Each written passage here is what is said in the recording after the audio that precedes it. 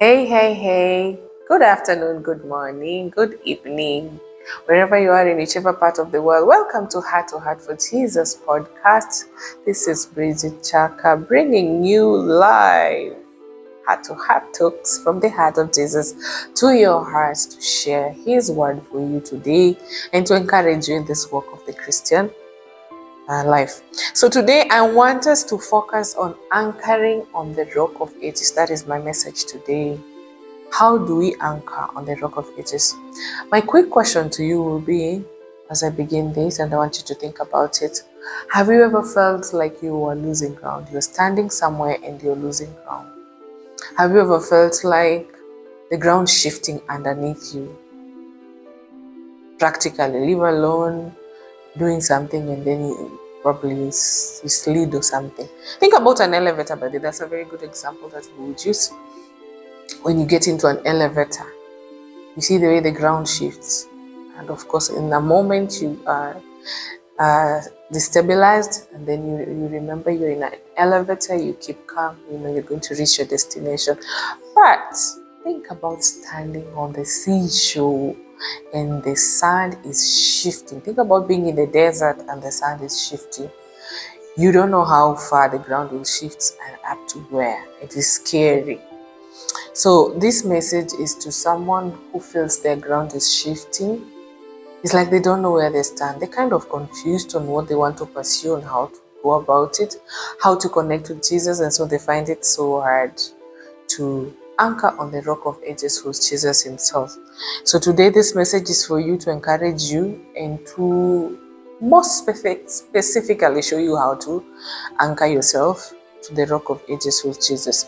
So our reading today is going to come from the book of Matthew chapter 7 verse 24 to 27, and I'm going to take you through it very quick.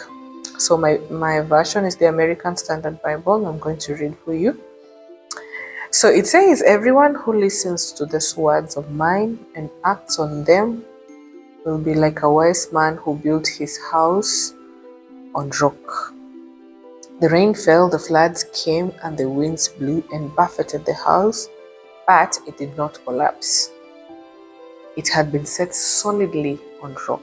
And everyone who listens to these words of mine but does not act on them will be like a fool who built his house on sand. The rain fell, the floods came, and the winds blew and buffeted the house, and it collapsed and was completely ruined. That is verse 27. So Jesus is talking to the people about two kind of foundations: the solid rock, the sandy ground. And he's saying anyone who listens to his word and acts on it is will be like a person who has built their house on a rock. So one of the ways of anchoring ourselves on the rock of ages is actually through the word. Listening to Jesus' word, acting on it. Listening to his word and acting on it.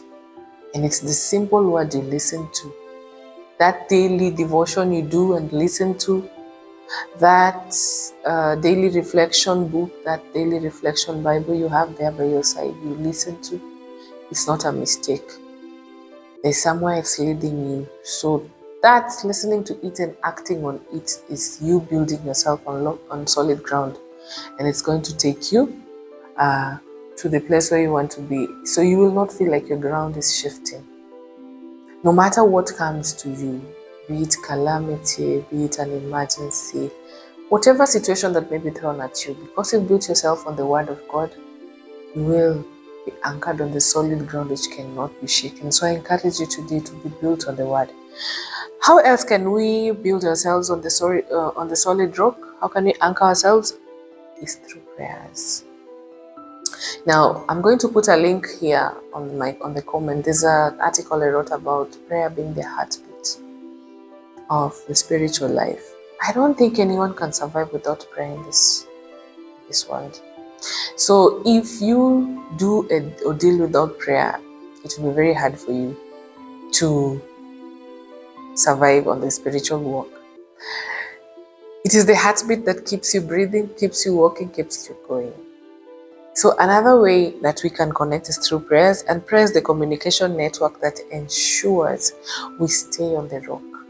Imagine or look at it as a system that enables you to communicate with God, shows you whether you're losing ground, you are moving away, your anchor is just about to be torn away.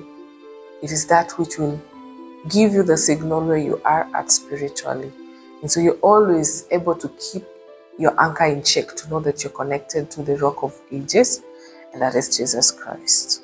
So 2 important things I have said that will connect us to the rock of ages, that is the word of God and prayer. 2 things that we are told time and again, but this time around I want you to be intentional about it. How about you say this week, I will try as much as possible not to miss a day without just reading a verse. Just begin with a small verse. It doesn't have to be a whole chapter. That word. Carry it. Walk with it. Say it while you're working. Say it while you're closing your eyes, while you're resting, while you're pausing. And I'm sure with time, you will reap mighty harvests and see the wonders of God in your life.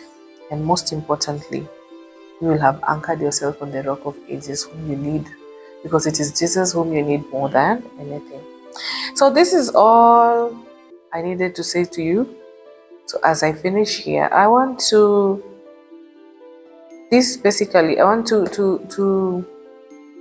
challenge you. Let this be an interactive segment.